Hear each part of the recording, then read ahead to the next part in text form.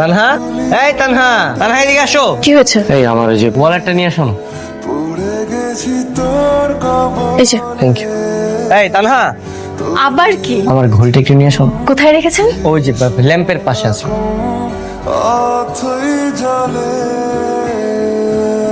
এই তানহা, তানহা দাঁড়াও। সরি, তুমি অন্য রিকশা দেখে নাও। আপনি এখন আসছেন? ম্যাডাম আপনাকে দুবার খুঁজলি। মাত্র 10 মিনিট লেট হয়েছে, তার মধ্যে 2 খোঁজা শেষ। আচ্ছা তুমি ওনাকে বলো আমি আসছি। সরি একটু লেট হয়ে গেল। কি ব্যাপার? আপনি বিনা অনুমতিতে আমার রুমে কেন প্রবেশ করেছেন? ম্যানার্স শিখেননি? সরি আমি আবার প্রথম থেকে শুরু করছি। Coming ma'am. Yes coming. আমি কি আপনাকে বুঝতে বলেছি? Sorry ma'am. আজকে অফিসে আসতে আপনি 10 মিনিট লেট করেছেন কেন? আসলে ম্যাম সালাম স্যার। ওয়ালাইকুম আসসালাম মিস্টার মফিজ, কি সমস্যা? আমার নাম হাফিজ। মিস্টার হাফিজ, কি হয়েছে? স্যার উনি আজকে অফিসে আসতে 10 মিনিট লেট করেছে, তাই একটু শোকজ করছিলাম। লেট কেন হয়েছে? কি বলবে? রান্না করেছি, বাজার করেছি, ব্যাচেলার মানুষ, তাই না? মিস তানহা, এবারের মতো ওনাকে ক্ষমা করে দেন। কি রে বাবা, তোর আসতে এত দেরি হলো যে? কোথায় ছিলি? কই আবার অফিস? কিন্তু বৌমা তো সে কখন চলে আসছে, তোর এত দেরি হলো কেন? সেটা তোমার বৌমাকে জিজ্ঞেস করো না। আমাকে এক গাদা কাজ দিয়ে অফিসে বসিয়ে রেখে আসছে। কি বলিস? এই 11টা পর্যন্ত বৌমা তোকে কাজ করিয়েছে? সরি, কেন? আজকে অফিসে একটু বেশি প্রেশার দিয়ে ফেলেছি। কি করবো বলো? তোমার সাথে এমন খুনসুটি ঝগড়া করতে আমার অনেক ভালো লাগে, তাই তো এমন করি। কি ব্যাপার, এত রাত্রে স্যার কল করছে কেন? বস কল করছে মানে? এই ব্যাটার মধ্যে কিন্তু ঝামেলা আছে। উনি নিশ্চয় তোমার পছন্দ করে। ছি, উনি ওর বাবার বয়সী। যার বয়সেরই হোক, এখন রাত হয়েছে, ফোন ধরা যাবে না। ফোন কাটো। ইম্পর্টেন্ট কোনো কল তো হতে পারে, তাই না? আসসালামু আলাইকুম স্যার। ওয়ালাইকুম আসসালাম। মিস তানহা, কেমন আছেন আপনি? জি স্যার, ভালো আছি। এত রাত্রে কল করেছেন স্যার, কোনো প্রবলেম হয়েছে কি? আরে না না না, কোনো সমস্যা নাই। আসলে ভালো লাগছিল না, ভাবলাম আপনার একটু খোঁজ খবর নেই। ডিনার করেছেন আপনি? জি স্যার, করেছি। ও আচ্ছা। আপনি করেছেন স্যার? না, আমি এখনো ডিনার করিনি। তবে আপনাকে নিয়ে একদিন ডিনার করতে চাচ্ছি, যদি আপনার অনুমতি হয় আর কি। স্যার আমার তো রাত্রে বাসা থেকে বের হওয়ার পারমিশন নেই, সো তবে আপনি চাইলে কিন্তু আমরা লাঞ্চ করতে পারি একসাথে। ও শিওর, কোনো সমস্যা নেই। আচ্ছা বস, বাই এনি চান্স আপনি তানহা ম্যাডামকে পছন্দ করেন নাকি? মিস তানহা চলে আসে। আসসালামু আলাইকুম স্যার, কেমন আছেন? ওয়ালাইকুম আসসালাম, আমি অনেক ভালো আছি মিস তানহা। বুঝছেন না, আমি 9 নম্বর সেক্টরের দিকে যাচ্ছিলাম। আপনার বাসা তো ওইদিকে, তাই না? চলেন আপনাকে ড্রপ করে দিই, আপনি আমার সাথে চলুন। বস আমাকেও নিয়ে যান আপনাদের সাথে। আমিও যাই, আমার বাসা ওদিকেই। আপনার বাসা না বললেন টঙ্গী কলেজ গেট? না বস, আসলে আমি বাসা চেঞ্জ করেছি। এই তানহা ম্যাডামের বাসার পিছনের বাসাটা এখন আমার। আমিও যাই। ভালো। না স্যার, হ্যাঁ আমি চাই। এই হাফিজ সাহেব, নামেন তো, নামেন। বস আমার বাসা তো ওইখানে, আমাকে নামাই দেন না, এই তো কথা। আরে আমি ওইদিকেই যাবো না, আমার আরেকটা কাজ আসছে, আমি ওখানে যাবো। আপনি নামেন তো, যান যান, আপনারা দুজন একসাথে রিক্সা দিয়ে যান, যান যান যান। বস কিনে দেন, খুব বাড়াবাড়ি করতেছে। কবে যেন ওনার নাক মুখ ফাটাই দেন। আগে অফিস চেঞ্জ করো, এই চাকরি চলে গেলে সংসার কিভাবে চলবে? এটা যে একটা বড় সমস্যা। আচ্ছা, তুমি আজকে বোনাস কত পেয়েছো? আমি মাত্র 35,000 টাকা। আমি কিন্তু 2 লক্ষ টাকা পেয়েছি। 2 লাখ? যদিও তোমার সিনিয়র পোস্ট, তুমি তো পাবাই। আর তাছাড়া বসের ছায়া তো তোমার উপরে আছে। সে যাই হোক, বাদ দাও। আচ্ছা শোনো না, আজকে আমরা এখান থেকে উঠে চলো না জুয়েলার্সের দোকানে যাই। কেন? না মানে আমার অনেক দিনের ইচ্ছা ছিল একটা গোল্ডের গহনা কিনবো আর কি। সো আজকে যেহেতু টাকা হয়েছে, চলো না যাই। আচ্ছা ঠিক আছে।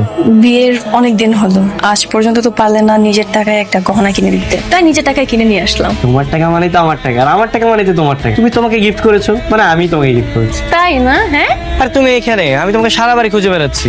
বল। মা বাজারে যাবো, কি কি লাগবে বলো। কি হয়েছে মা? কিছু হয়নি। কিছু তো একটা হয়েছে মা, বল আমাকে কি হয়েছে। তোকে জন্ম দিয়েছি আমি, লালন পালন করে বড় করেছি আমি। কই কখনো তো আমাকে একটা সোনার আংটিও কিনে দিসনি। আর 2 দিনের বউ, তাকে তুই সোনার হার কিনে দিলি? মা ওটা আমি কিনে দিইনি, তা না নিজের টাকা দিয়ে কিনেছে। তোর টাকা আর ওর টাকা একই তো কথা হলো। তুই পারতি না আমার জন্য একটা হার কিনতে? তোকে জন্ম দিয়েছি আমি, লালন পালন করে বড় করেছি আমি। কই আমাকে তো কোনোদিন একটা স্বর্ণের কিছু কিনে দেসনি। জি বলুন, কেন ডেকেছেন?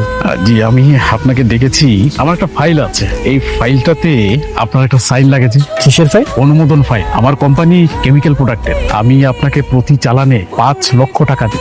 ম্যাডাম আসবো? হ্যাঁ আসুন। ম্যাডাম, হাফিজ সাহেব তো মোতালেব সাহেবের ফাইল অনুমতি দিচ্ছে। হোয়াট? সত্যি বলছেন আপনি? জি ম্যাডাম, মোতালেব সাহেব এখনো হাফিজ সাহেবের টেবিলে বসা, টাকা দিচ্ছে। আপনি আমার সাথে চলেন। অভিষেক, এখানে 5 লক্ষ টাকা আছে, আপনার ফাইল। কি ব্যাপার, আপনি এখানে কেন? হাফিজ সাহেব আমার কত ভাই, ওই পারিবারিক বিষয়ে একটু কথা বলতে আসছি আমরা। হ্যাঁ, উনি আপনার কি হয় না হয় সেটা আমি খুব ভালো করেই জানি। এ কি আপনার সামনে কিসের ফাইল? আপনার ফাইলটা দিন। কেন আমার ফাইল আপনি কেন দেখবেন? হ্যাঁ, তুমি ওনার ফাইল দিয়ে কি করবে? তুমি ওনাকে তুমি যেতে দাও, আমি তোমাকে পরে বুঝিয়ে বলছি। আমি পরে কিছু শুনতে চাই না। আরে আরে আরে আরে, আপনি ওনার কাছ থেকে সামান্য কিছু টাকা নিয়ে ভুয়া কেমিক্যালের পারমিশন দিয়ে দিয়েছেন। এই সাহস আপনাকে কে দিয়েছে? ম্যাডাম এই যে দেখেন, এই যে টাকা খেয়েছে দেখেন, এই যে আর এই যে টাকা। ছি ছি ছি ছি ইয়ামিন স্যারকে রাখ। আরে তানহা ম্যাডাম তানহা ম্যাডাম, তুমি একটু বোঝার চেষ্টা করো। আমরা ওনার প্রোডাক্টটা মানে কেমিক্যালটা একবার ইউজ করে দেখি, ভালো তো হতে পারে, তাই না? সেই সিদ্ধান্ত নেওয়ার আপনি কি? ওনার থেকে সামান্য টাকা নিয়ে আপনি এমন পারমিশন কেন দিয়েছেন? তানহা কি হচ্ছে এখানে? স্যার, আমাদের হাফিজ সাহেব ওনার কাছ থেকে ঘুষ নিয়ে আমাদের সাভারে যে ফ্যাক্টরিটা আছে মানে 2 নাম্বার কেমিক্যালের পারমিশন দিয়েছে। হোয়াট? হাফিজ সাহেব, এটা তো চরম অন্যায়। আপনি ওটা কিভাবে করেছেন? সরি স্যার, আমার ভুল হয়ে গেছে স্যার। আরে কিসের ভুল? এটা অপরাধ। এই মুহূর্ত থেকে আমার অফিসে আপনার কোনো চাকরি নাই। আপনার মতো অসৎ এমপ্লয়ি আমার দরকার নাই। Just get out.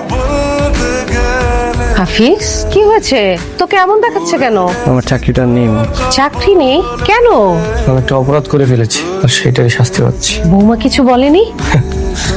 বৌমা, তোমার বৌমা উল্টো আমাকে চাকরি থেকে বের করে দিয়েছে। বৌমা দাঁড়াও, তুমি অফিসে হাফিজের সিনিয়র হতে পারো, কিন্তু ভুলে যেও না দিন শেষে তুমি ওর স্ত্রী। না মা, আমি এটা ভুলে যাইনি। আর যদি এটা ভুলে যেতাম তাহলে আজকে আপনার ছেলেকে আমি জেলে দিতে পারতাম। মামার সাথে কথা বলো না, ওর সাথে কথা বলে কোনো লাভ নেই। ওর সকল স্বার্থ হচ্ছে অফিসের বস, আমি কেউ না। মুখ সামলে কথা বলো। একে তো অন্যায় করেছো, তারপর আমার ক্যারেক্টার নিয়ে কথা বলছো।